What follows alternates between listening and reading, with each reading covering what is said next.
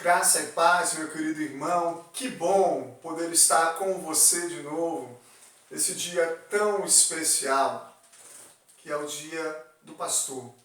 Eu gostaria de agradecer todas as mensagens que nos foram enviadas, as manifestações de carinho, de felicitações. Muito obrigado. Esse é o canal Movidos por Missões, um canal criado para pregar a palavra do nosso Deus até os confins da terra.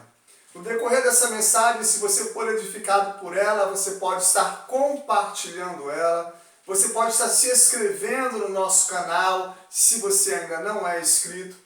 Você pode estar dando seu like, porque nos ajuda a divulgar esse canal. E também você poderia deixar os seus comentários como essa mensagem trabalhou em seu coração. Nós estamos em meio a uma série sobre a vida de Esther, a rainha da Pérsia. Já ministramos na mensagem anterior a mensagem intitulada O Deus do Silêncio. E essa é a segunda mensagem intitulada A Arma Mais Poderosa. E eu convido você a abrir a poderosa, santa, infalível Palavra de Deus no capítulo 4 de Esther, livro histórico, a partir do versículo de número 11 até o versículo de número 17. São palavras da própria rainha Esther. Assim diz a palavra de Deus: todos os servos do rei e o povo das províncias do rei sabem que, para qualquer homem ou mulher que, sem ser chamado a entrar no pátio interior para avistar-se com o rei, não há senão uma sentença, a de morte, salvo se o rei estender para ele o cetro de ouro para que viva. E eu, nesses 30 dias, não fui chamada para entrar ao rei. Fizeram saber a Mordecai as palavras de Esther. Então lhes disse Mordecai que respondessem a Esther: não imaginas que, por estares na casa do rei, só tu escaparás entre todos os judeus? Porque se de todo te calares agora, de outra parte se levantará para os judeus socorro e livramento. Mas tu e a casa de teu pai perecereis. E quem sabe se para tal conjuntura como esta é que não fosse elevada a rainha. Então disse Esther que respondessem a Mordecai: vai e ajuntar todos os judeus que se acharem em Suzã, e jejuai por mim, e não comais e nem bebais por 3 dias, nem de noite nem de dia. E eu e as minhas servas também jejuaremos. Depois irei ter com o rei, ainda que é contra a lei. E se perecer, pereci. Então se foi Mordecai e tudo fez segundo Esther lhe havia ordenado. Vamos usar uma palavra de oração. Senhor meu Deus, nós te louvamos por esta palavra e pedimos uma intervenção poderosa do teu Espírito Santo sobre a minha vida e sobre a vida de todos aqueles que irão ouvir agora. Que esta palavra, Senhor, seja uma palavra de encorajamento, uma palavra de cura, uma palavra de transformação, uma palavra, Senhor, de restauração, força, ânimo e coragem ao coração dos amados ouvintes. Por tudo nós te louvamos e te agradecemos, no precioso nome de Jesus Cristo. Amém. Antes mesmo de entrar nesta mensagem, eu gostaria de ressaltar um evento que será de extrema relevância para a nossa pregação. E convém você gravar. Esse evento está situado, ele faz a ligação entre os capítulos 1 e 2 e 3 e 4. São 3 versículos somente que fazem esta união do capítulo 1 e 2, dos capítulos 3 e 4, que é uma conspiração. Uma conspiração ali em Esther, capítulo de número 3, versículos 21 a 23. Conta que certa vez Mordecai estava sentado à beira do palácio e de repente ele ouviu dois funcionários do rei tramando uma conspiração, tramando matar o rei. E Mordecai narrou isso a Esther. Esther contou ao rei, o rei verificou e viu que era procedente o fato e enforcou esses dois homens porque estavam conspirando em matá-lo. E isso foi escrito no livro das Crônicas do Rei. Esse fato é um fato de extrema importância daqui a pouquinho na nossa pregação, nas outras que virão. Mas agora, eu gostaria de começar essa mensagem com uma pergunta que eu deixei na mensagem anterior. O que poderia fazer uma pobre moça diante de um plano tão maquiavélico?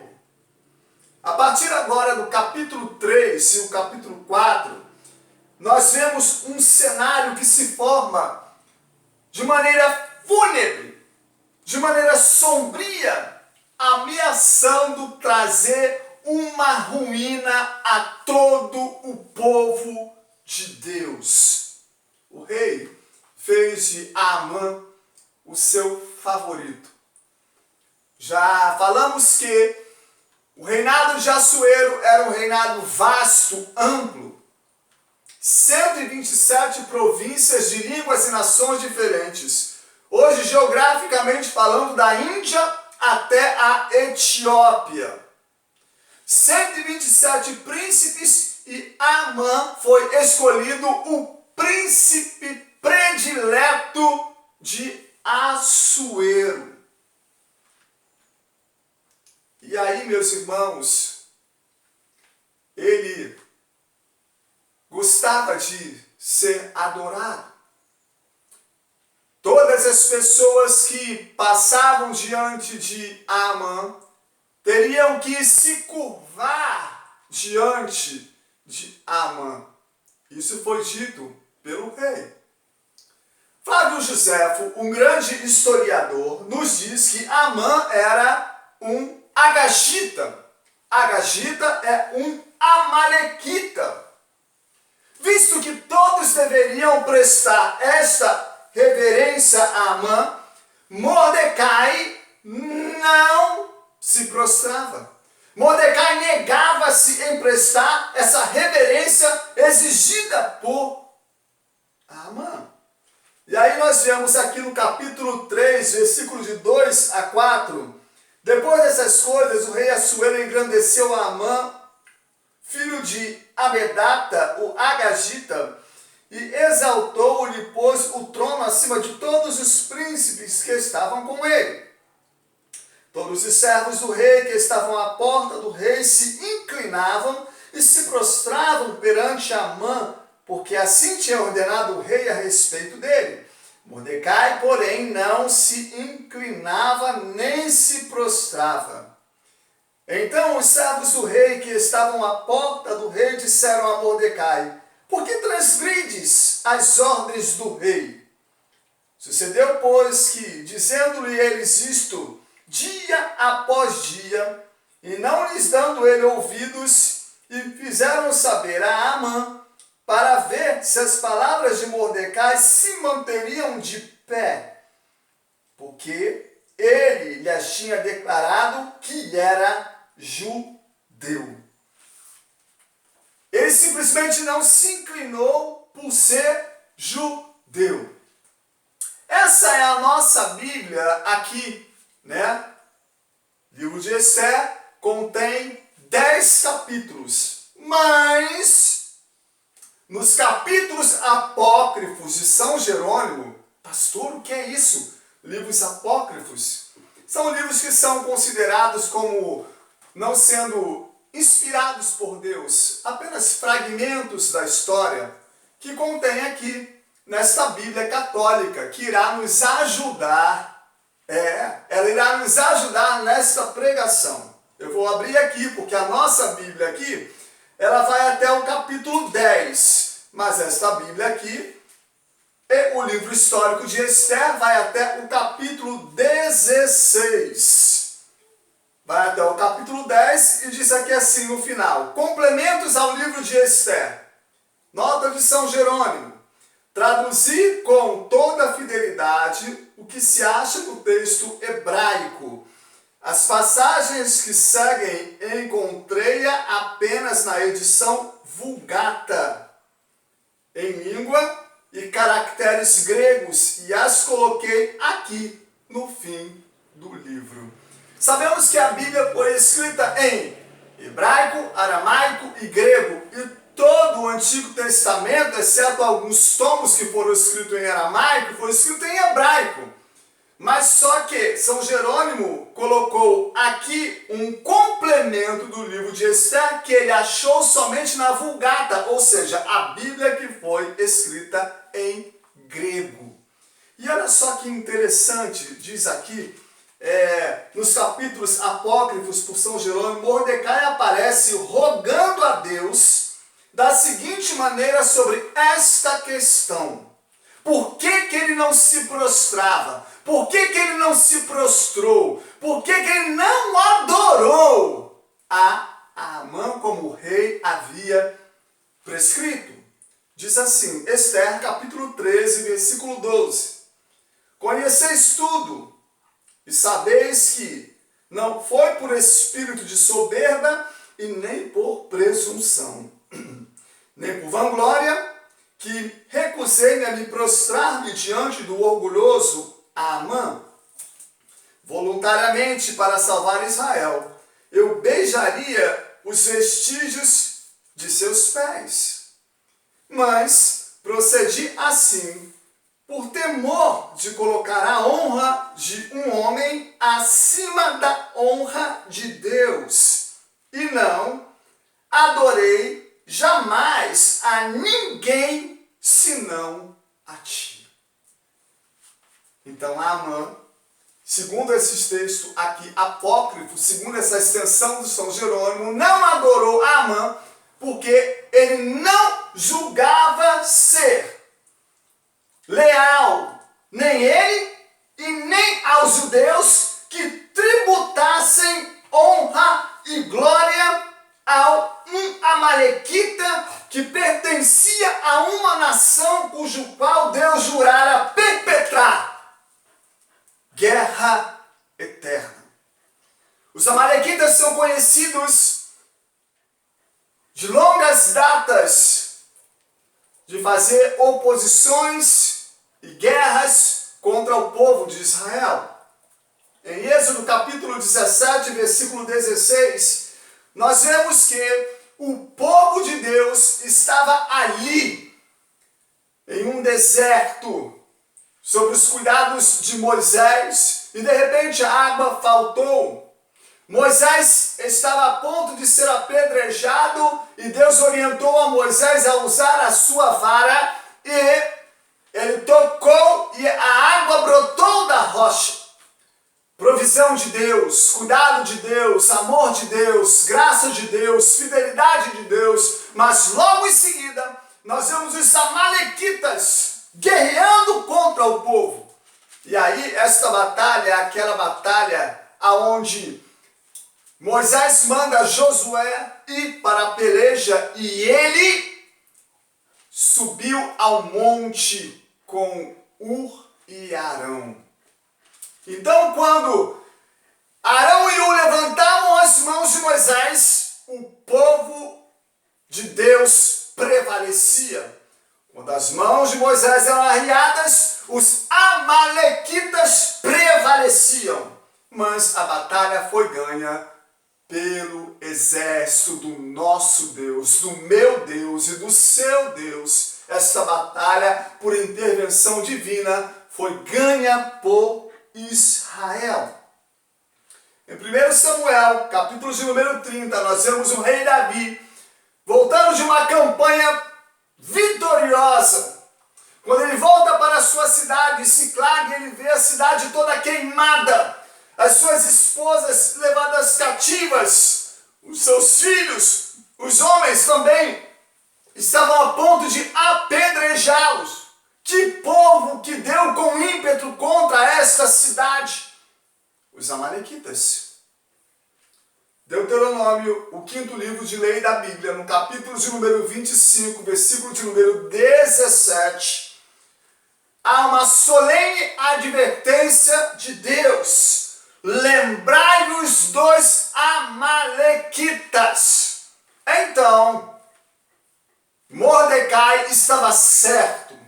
Não prestar honra a Amã, não dar glória a Amã. Portanto, diante de Amã, ele não se prostrava. E o que fez Amã? Um plano maquiavélico. Os correios tinham pressas. Foi publicado um decreto, um edito sangrento contra o povo de Deus, contra os judeus, para essas 127 províncias de línguas e nações diferentes. Não era possível a Mordecai tratar deste assunto pessoalmente com Esther. Ela estava sujeita às leis da Média e da Pérsia.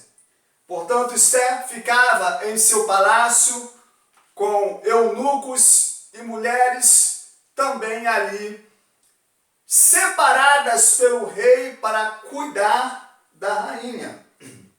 E o edito sangrento estava indo de província a província. Nessas 127 províncias, aonde batia este decreto, os judeus recebiam isso com choro, com pranto, com lamentações, com jejum, com aflição, com pano de saco e cinzas. Mordecai foi para a porta do palácio. Foi com pano de saco, foi com cinza, mas ninguém podia ficar na porta do rei desta maneira. Ao ouvir Esther sobre Mordecai, que estava lá desse jeito, ela manda roupas para vestir a Mordecai. E Mordecai rejeitou essas roupas. Esther enviou-lhe essas roupas e ele não as aceitou. Assim Esther enviou um eunuco de sua inteira confiança chamado Ataque. Ataque foi se encontrar com Mordecai para descobrir qual era aquele problema e qual eram os detalhes, o porquê que ele estava ali na porta do rei daquele jeito, em aflição, em extrema angústia, em dor, em sofrimento. Por quê? Então Mordecai fez saber a Ataque tudo o que acontecera a ele. Como Amã, o primeiro-ministro do rei, o perseguiu severamente. E ali ele contou, em segundo lugar, a soma de dinheiro que Amã prometeu pagar aos tesouros do rei pelo aniquilamento dos judeus. Capítulo 3, versículo 9, diz que foram 10.000 talentos de prata, que seriam 10.000 talentos de prata que ele pagaria pelo aniquilamento dos judeus. Terceiro, ele deu uma cópia do decreto para Ataque entregar para Esther. E por último, ele ordenou que ela fosse ao rei para fazer súplicas e pedir diante dele pelo seu povo. Um detalhe, o rei ainda não sabia que Esther era judia. Por ordem de Mordecai, que cuidou de Esther no exílio, ele disse: não diga ao rei que você é judia. Esther, há 30 dias, não havia sido chamada para estar na presença do rei. O risco era de morte. Acabamos de ler este texto aqui, de Esther capítulo 4, versículos de número 11 a 17, palavras da própria Esther. Há 30 dias estava sem entrar na presença do rei, e se ela entrasse na presença do rei sem ser chamada, a sentença era de morte, salvo se o rei estendesse o cetro de ouro para ela, para que ela vivesse. Só que Amã, irmãos, acreditava em sorte. Ele não tinha a arma mais poderosa que eu e você temos em meio às crises, em meio às guerras, em meio às desilusões, em meio aos traumas, em meio às decepções, em meio às faltas de provisão, em meio às enfermidades, em meio às separações. Ele não tinha e não tem essa arma poderosa, só eu e você temos. Que aqui essa arma se apresentava em secreto, estava em secreto. Mas veja, como a sabedoria de Deus se serve da tolice humana. Vou repetir. A sabedoria de Deus se serve da tolice humana. Amã, por acreditar em sortes, utilizou a prática de Pu. Ao utilizar a prática de Pu, você sabe o que aconteceu? O dia e o mês foram somente daqui a 12 meses, ou seja, um ano entre o edito promulgado e aquilo que seria oficialmente feito. Então, em um ano, deu tempo da ferramenta mais poderosa ser ativada. Então, irmãos, ele mesmo prestou julgamento contra ele. E a própria prática de Pu quebrou o pescoço deste plano. Mas por enquanto os corações estavam aflitos, aquilo era real, a ameaça de morte era real. Tudo aquilo era real. E eles estavam em profunda angústia e aflição. Para que tentar matar os sonhos de quem Deus já decidiu abençoar? Será em vão. Pode tentar, mas contra a tua vida, contra a minha vida, contra a igreja do Senhor, aleluia, não vão prosperar. Toda ferramenta forjada contra nós não prosperará.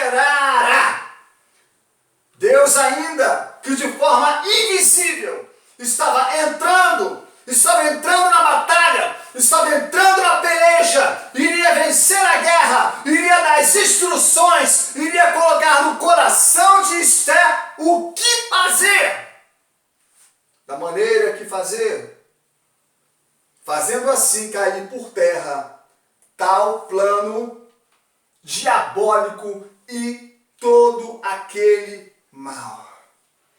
Era hora de tomar posse da arma mais poderosa, que aqui estava em secreto. Sabe qual é a arma mais poderosa, meu irmão?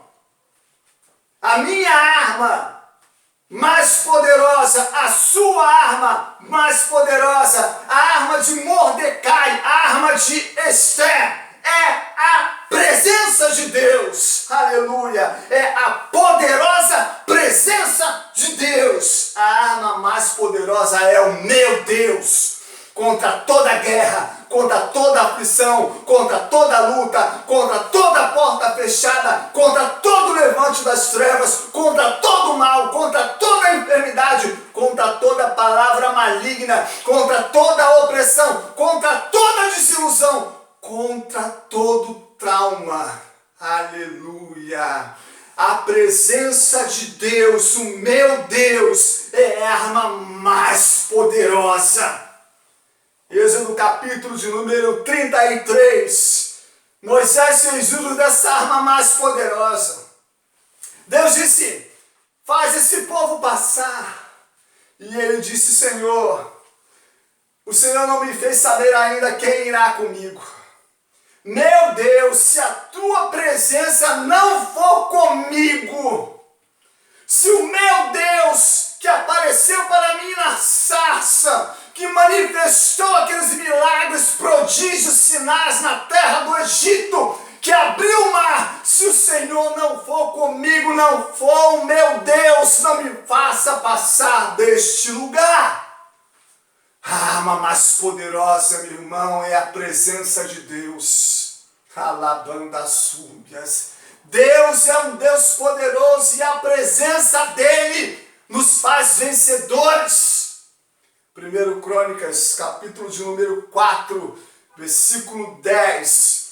Um homem que nasceu para sofrer. Digo, o seu próprio nome já era sofrimento. Jabes. Todas as pessoas que olhavam para ele, era o sofredor. Um estigma estava pairado sobre a vida daquele homem. Mas quando ele abriu a boca para que o Senhor Deus alargasse as tendas dele. Mas Jabes disse, Senhor, eu imploro que a tua mão vá comigo. E a palavra de Deus diz que Deus ouviu, porque Deus não é homem para que minta, nem filho do homem para que se arrependa. Aquilo que ele falou, ele cumpre. O salmista no Salmo 115 diz, não a nós, Senhor, mas o teu nome dai toda a glória, porque diriam as nações, aonde está o seu Deus? Mas o meu Deus está nos céus e tudo ele faz conforme ele quer. Os ídolos dele são prata e ouro, obra das mãos dos homens. Tem olhos, mas não veem, tem boca, mas não falam, tem nariz, mas não cheiram, tem mãos, mas não apalpam, tem ouvidos, mas não ouvem, tornam-se semelhantes a eles todos quanto o adoram e quanto o fabricam. Israel confia no Senhor. Deus ouviu a oração de Jabes, aleluia, e Deus, diz a palavra, concedeu a ele aquilo que ele pediu. A arma mais poderosa é a presença de Deus. Eu tenho a Deus. Eu não vou fugir. Eu não vou desistir. Não fuja, meu irmão. Não desista, meu irmão. Assim como Moisés, assim como Jabes se apropriou da arma mais poderosa, se aproprie mais e mais da palavra de Deus, lendo a palavra de Deus, amando a palavra de Deus, obedecendo a palavra de Deus, praticando a palavra de Deus, orando, jejuando. Se aproprie da palavra de Deus. Em tempo de guerra, não pare de lutar. Não para. Para vencer esta batalha, eu tenho a arma mais poderosa. Para você vencer esta batalha que você está, você tem a arma mais poderosa. Se eu estou no campo de batalha, é para guerrear. Amã estava confiando no seu próprio poder. Amã estava confiando na sua patente alta. Amã estava confiando nos homens desta terra.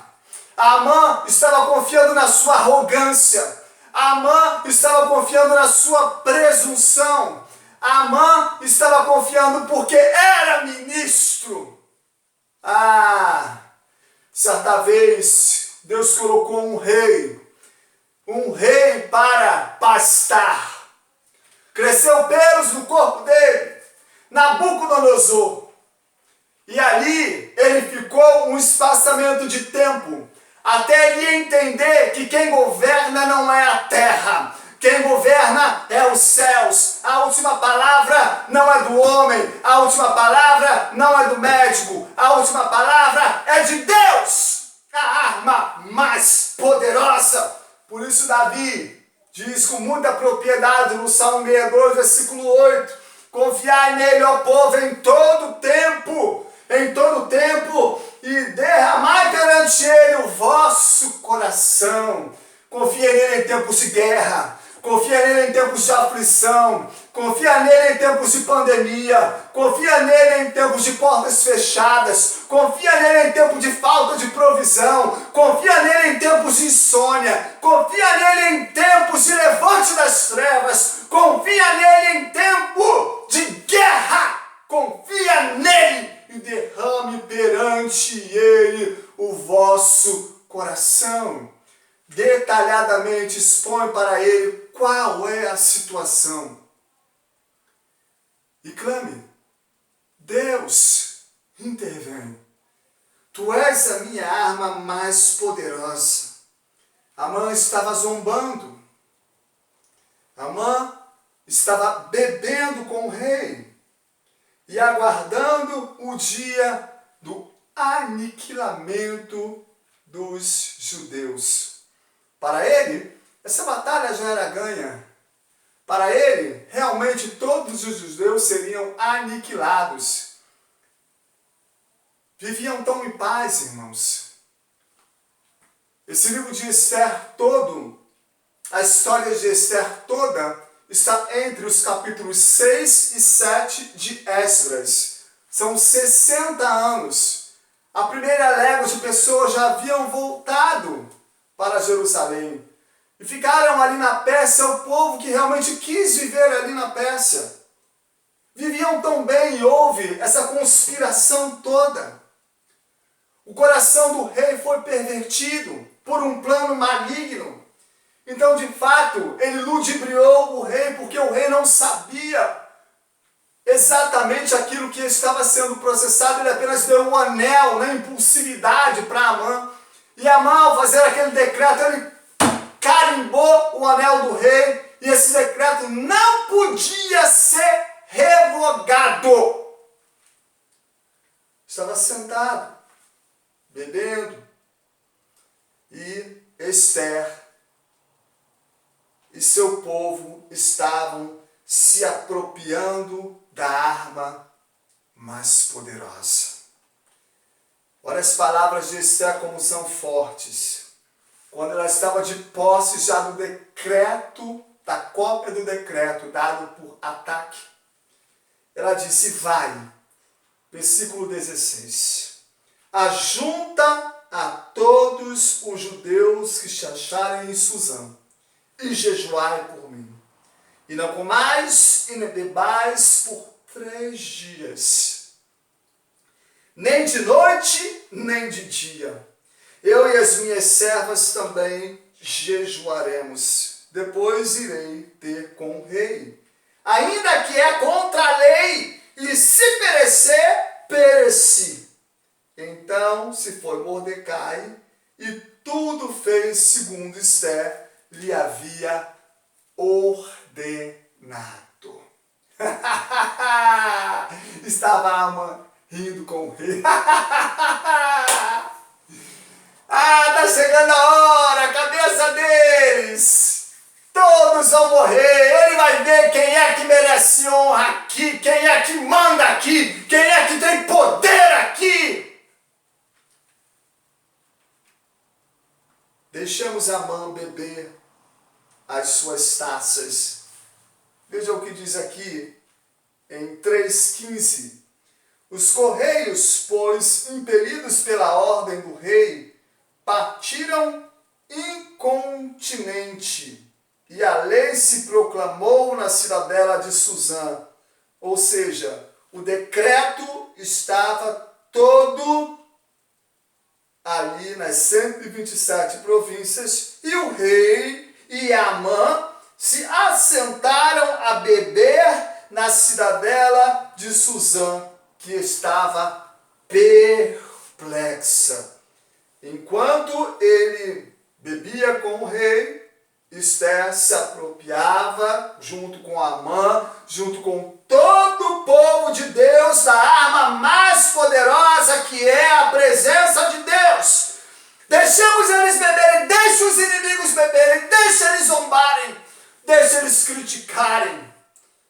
Procura derramar o teu coração perante a presença de Deus. Esther, em lágrimas, estava ali por 3 dias, jejuando, orando, derramando a alma dela angustiada diante de um Deus que tudo pode.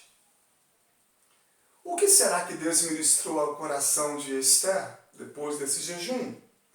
Visto que não há bênção do nome de Deus, visto que não há aqui como precisar nada, porque Deus não respondeu nada. Ele apenas colocou algo no coração de Esther. Quer saber o que aconteceu depois desses 3 dias de jejum? Continue conosco em nossa próxima mensagem sobre a vida de Esther, intitulada Caiu por terra todo o mal. Deus abençoe a sua vida, abençoe o seu lar, abençoe a sua família, não só agora, mas para todos sempre. Amém e graças a Deus.